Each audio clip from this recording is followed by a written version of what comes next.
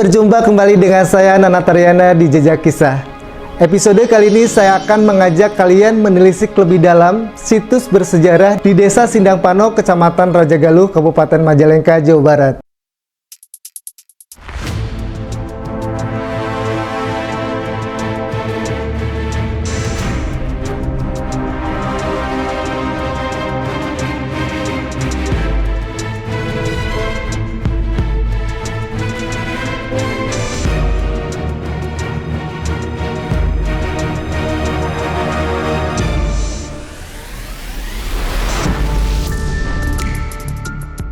Kali ini saya berada di situs bersejarah juga di Desa Sindangpano, Kecamatan Rajagaluh, Kabupaten Majalengka, yaitu situs Sumur Lengkeng. Kita akan coba eksplor ya, seperti apa sih situs Sumur Lengkeng ini. Simak liputannya ya teman-teman. Kebetulan sekarang kita berada di situs Lengkeng. Kalau di sini disebutnya situs Cilengkeng, merupakan satu kekayaan cagar budaya Desa Sindangpano yang alhamdulillah di sini juga ada satu sumur yang konon katanya bisa membawa berkah ke pengunjungnya, dan alhamdulillah berkat perawatan dari Pak Kuncen bisa terawat seperti ini. Dan mohon diketahui di sini ada satu pohon yang tinggi menjulang, ini namanya pohon dangder, dan ini bisa jadi satu pertanda untuk perubahan musim. Ketika akan musim hujan, ini akan hijau tumbuh di atasnya. Nah, ketika nanti memasuki musim kemarau, daunnya itu kering. Jadi itu bisa jadi pertanda, bukan cuma orang sini, itu menjadi ciri ketika memasuki musim hujan atau musim kemarau. Namanya musim. Pohon dangder, dan itu bisa dijadikan gitu patokan untuk perubahan musim di sini. Dan ini merupakan aset desa juga, dan berada di blok desa RT 1 RW 1 Desa Sindangpano, Kecamatan Rajagaluh, Kabupaten Majalengka, dan berada di tidak jauh dari pemukiman. Dan alhamdulillah masih terjaga pohon-pohon dan cagar alamnya masih terawat, dan masih banyak pohon-pohon langka yang berada di sini. Di sekitar situs ini terdapat pohon-pohon raksasa yang menjulang tinggi dan berumur sudah ribuan tahun. Bahkan saking besarnya diameter dari pohon-pohon tersebut, perlu bantuan puluhan orang untuk dapat mengelilinginya. Assalamualaikum warahmatullahi wabarakatuh. Alhamdulillah, selamat datang di situs keramat Sumur Lengkeng yang terletak juga ada di wilayah Desa Sindangpano, Kecamatan Rajagaluh, Kabupaten Majalengka. Terletak di sisi Desa Sindangpano, perbatasan Desa Sindangpano Payung. Ini ada satu sumur lengkeng, ada suatu kubangan yang disebut sumur, tapi kalau kita lihat secara itu terbentuk kolam gitu, balong, ada kubangan, tapi dengan kental disebut sumur lengkeng. Ada juga yang menyebut sumur tujuh rasa, dimana disebut sumur tujuh rasa, airnya itu bisa berubah rasanya tergantung orang yang meminumnya gitu. Mungkin ada suatu gambaran di dirinya pribadinya masing-masing. Ada yang rasa manis kelapa, manis seprit, ada yang pahit juga, tawar juga ada, asam sama kesat juga ada. Itu tergantung orang yang merasakan rasa airnya begitu dengan sendirinya gitu. Karena nggak sama yang masuk.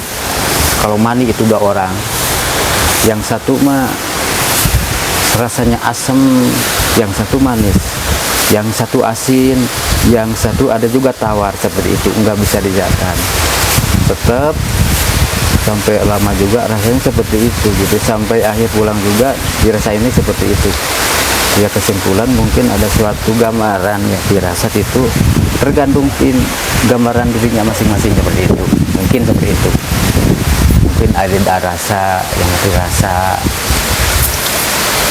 beda-beda gimana ini seharinya gimana itu walau alam itu saya simpulkan itu gambaran, satu gambaran gitu. Nggak ada fakta dari orang tua bukti tahun berapa katanya ini sudah ada dari dulu katanya gitu aja ya, dari dulu. Terus saya tanya gimana ini sejarahnya? Oh, ini ada sejarah berkumpulnya para noloban, para inohong, leluhur kita di sini datang satu persatu, akhirnya banyak berkumpul di sini, pada munajat berdoa di sini. Nah, ada yang latihan juga, mungkin pasukan ya, mungkin nggak tahu berapa ya, suatu perkumpulan ada muridnya juga. Itu tempat latihannya di bawah tuh, ada lapangan luas itu tempat latihan. Ini sumurnya, habis munajat berdoa di sini, lalu dia mandi di sini, pada mandi buat, ada yang mengatakan juga ya, buat penyempurnaan, pembersihan, penyipuhan sih kata dia tuh. Jadi makanya sumur Lengkeng sumur penyipuhan gitu, sumur pembersih ada juga gitu kata dia. Nah, habis berkumpul di sini para inoh-inoh menyebar menurut tugasnya masing-masing, ada yang ke atas, ada yang ke sana kemari. Tapi intinya ini tempat berkumpulnya para inohong di sini, para sesepuh di sini untuk menyebarkan suatu tugas mereka masing-masing. Seperti itu. Datangnya emang dari luar pada berkumpul di sini.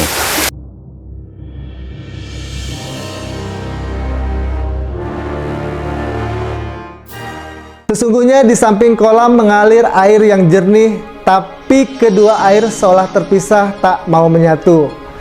Kolam ini diyakini adalah tempat mensucikan atau mandi para wali Songo. Ini sumur Lengkeng seperti biasa.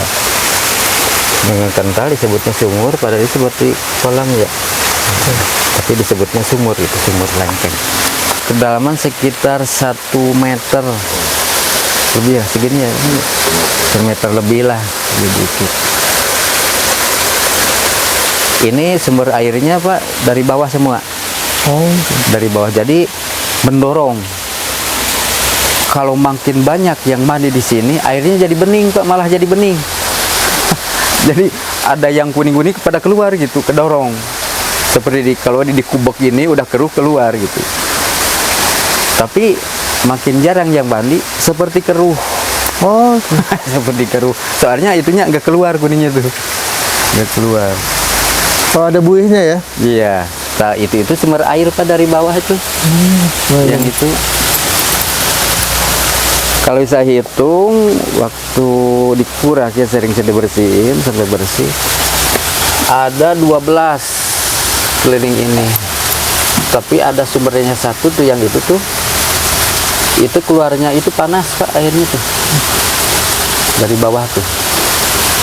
Makanya kalau ada orang yang mandi masuk sini, awalnya itu dingin, tapi kalau ngerendam lama-lama kebana itu panas semua, malah tenggelam juga panas, seperti itu. Oke. Nah, biasanya orang mandi itu pada hari apa? Tiap hari juga ada, tapi kebanyakan malam Jumat. Jamnya ada yang mau minta tengah malam, katanya dia tuh lebih afdol ya, karena dulu saya lebih afdol tengah malam gitunya.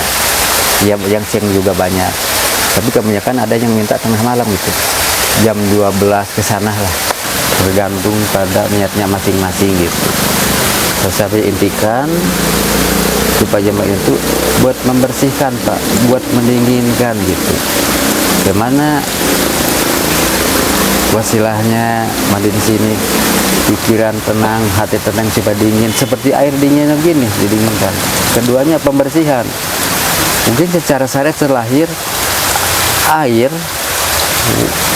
apalagi bening, keruh pun bisa pakai mencuci yang kotor gitu kan, apalagi bening seperti itu ya. Ya wasilah lah gitu, untuk membersihkan pada biar kotor-kotoran yang ada di badan itu bersih gitu. Apalagi ini karena mungkin ada suatu berkahnya, karena dia bisa membersihkan apa yang jadi penghalang hambatan ini supaya cerah lagi, supaya bersih lagi, seperti itu. Tapi yang tadi katakan saya, tapi buat tidak untuk meminta gitu ya, buat tidak meminta, ini sediakan buat anak itu, generasi baru sini supaya tahu gitu, supaya tahu ini ada peninggalan sejarah orang tua dulu, ini peninggalannya dulunya dipakai seperti yang tadi saya ceritakan, seperti itu ya, enggak lebih dari itulah mungkin. Itu perlihasan kelakakan para inohong dulu bertempat di sini. Salah satu keunikan sumur ini adalah memiliki rasa yang berbeda-beda. Bahkan airnya yang diambil pun tiap orang akan berbeda-beda rasanya. Ada yang merasakan rasa air tersebut manis, asam, pahit, tawar, air kelapa, dan rasa lainnya.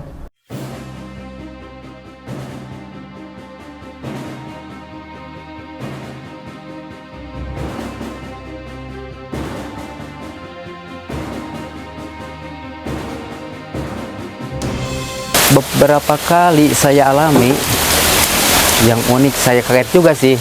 Saya kaget baru di sini kok seperti ini. Sampai yang satu mau masuk takut, udah masuk langsung nggak ini ke sini lagi. Kenapa? Ini katanya melihat ini gitu. Jadi saya takut keluar lagi. Ada lagi yang mandi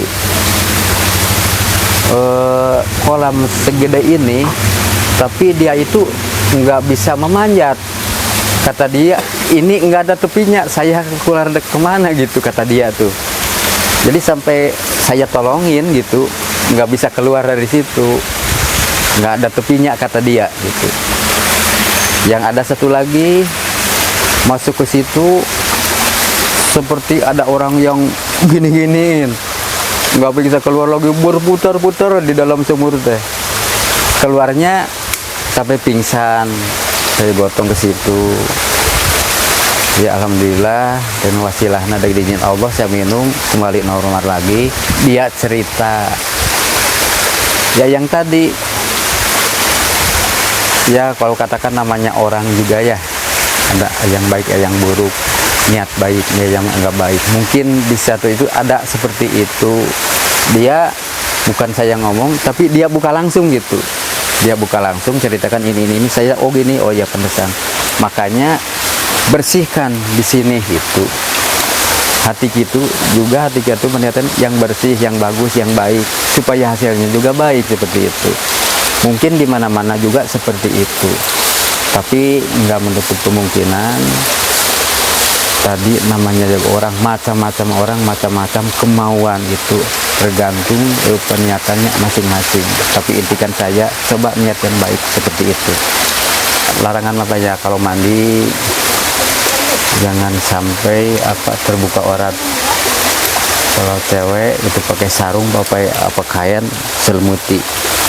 Kalau laki-laki bisa pakai celana, penting asal jangan membuka itu aja, satu. Yang keduanya, di mata umum kan kelihatan, itu banyak orang kalau terbuka itu kelihatan semuanya. Coba tutupi, jaga juga aurat seperti itu, kayak begitu. Jangan lepas dari tutup aurat, utama perempuan gitu. Biasanya sediakan kain atau sarung buat mandinya gitu.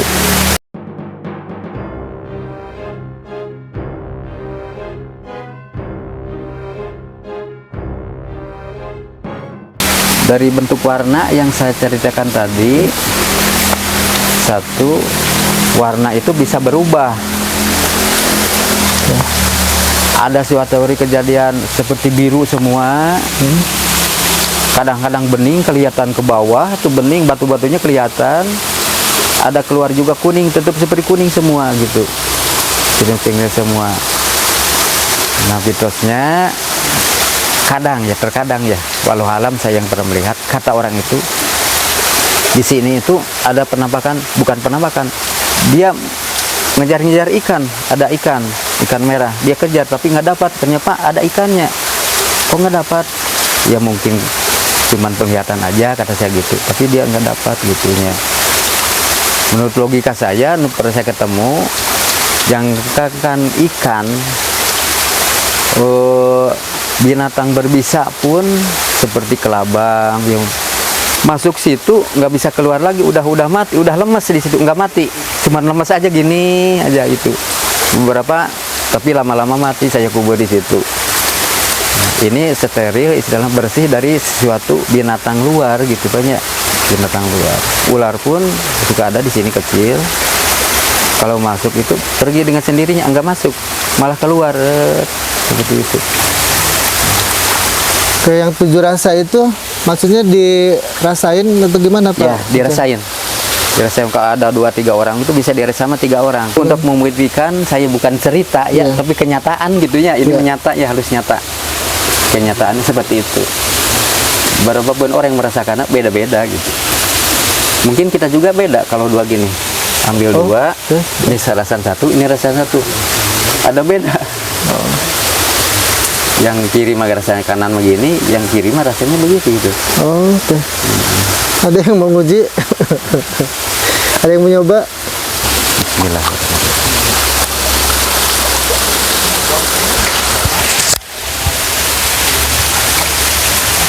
Asem nggak?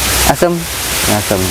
Nanti saya coba sama Tapi saya. tadi saya minum hambar. Hambarnya Sekarang udah asem lagi. asam lagi. Coba saya coba ya. Ini bukan cerita atau bukti aja ya. Kita harus nyata buktinya. Bismillahirrahmanirrahim. Assalamualaikum warahmatullahi wabarakatuh.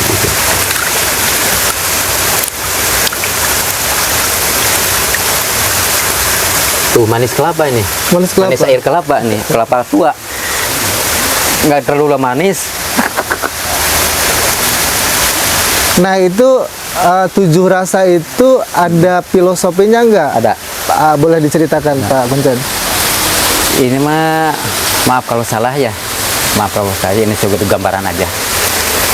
Kalau kita situasi diri kita lagi seret, lagi pahit, ada juga rasanya itu kesat. Kesat perut, karena ini kan perut ya kalau sebenarnya lagi susah ini perutnya kalau susah gitu. Rasanya itu kesat gitu. Tapi kalau gambaran kita lagi agak enakan gitu ya, perjalanan itu berenakan, rasanya manis, tapi ada yang berlebihan juga, terlebih rasanya seperti seperti menusuk di sini itu juga. Nah, segala filosofi seperti itu, gambaran berarti perjalanan diri kita gitu, filosofinya seperti itu. Ada aja yang pahit, ya lagi pahit lah kehidupan gitu. Kehidupan lagi pahit, perjalanan gitu, berkirim perjalanannya lagi pahit gitu.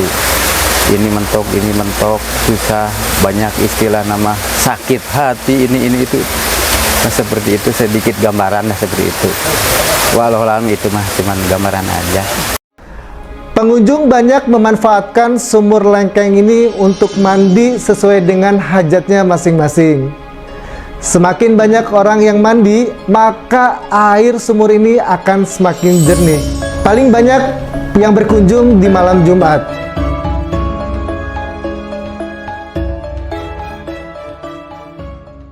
Orang dari mana aja Pak Kuncen yang datang? Kebanyakan dari Indramayu tuh. Ini juga di Indramayu juga datang. Luar daerah ini juga. Yang saya katakan tuh di Banten, dari Serang, Karawang. Kebanyakan Karawang tuh dari sini. Karawang banyak rombongan-rombongan tuh. Indramayu sudah itu belah paling banyak Indramayunya. Cirebon ada, Jawa Tengah yang ada, dari Blitar juga sering pada ke sini, daerah Blitar tuh. Kalau gitu tata krama, nah intinya masuk sejarah, pada masuk jarah. Nah, di sini tawasulan dulu. Oh, oke. Di tempat tawasulan gitu. Tahlilan di sini, gitu. Jadi tawasulan di sini. Nah, Berarti masuknya dari depan situ ya? ya, dari depan situ masuk ini. Baru setelah tawasulan mandi. Tawasulan keluar, ganti baju, mandi di sini. Mandi di sini. Ada juga langsung nginep, itu tempat penginapannya. Oh, ada juga. Pada nginep di situ. Kalau penuh ya di belakang sini bisa. Kadang penuh. Kebanyakan yang nginep di sini. Tapi sambungannya yang tadi ke atas. kalau mau nginep di sini ziarah dulu ke atas, baru mandi di sini, nginep di sini. Ada yang gitu, Pak. Oh, Ada yang gitu. Keunikan dari situs ini ya mungkin air sumurnya, dan saya juga sering di antar Pakunci mandi di sini gitu. Istilahnya membersihkan diri lah, ikut mandi di sini. Dan di sini yang saya rasakan itu walaupun kecil sulit tenggelam gitu. Kalau saya pernah mandi itu tidak bisa tenggelam, mumbul terus ke atas gitu. Itu keunikannya gitu. Dan rasanya juga berbeda-beda seperti yang saya rasakan tadi. Saya merasakan rasa asam, kemudian yang lainnya berbeda, dan itu nyata dirasakan oleh saya gitu. oke sahabat Napak Tilas, cukup sekian ya liputan kali ini di situs Sumur Lengkeng. Kita akan coba explore ya situs-situs lainnya yang berada di Desa Sindang Pano, Kecamatan Raja Galuh, Kabupaten Majalengka. Sampai ketemu di liputan selanjutnya ya teman-teman. Oke sahabat jejak kisah, itu dia tadi penelusuran saya di situs Sumur Lengkeng Sindang Pano. Saksikan terus jejak kisah selanjutnya. Jangan lupa like, comment, share, dan subscribe. Semoga bermanfaat dan sampai jumpa di episode selanjutnya.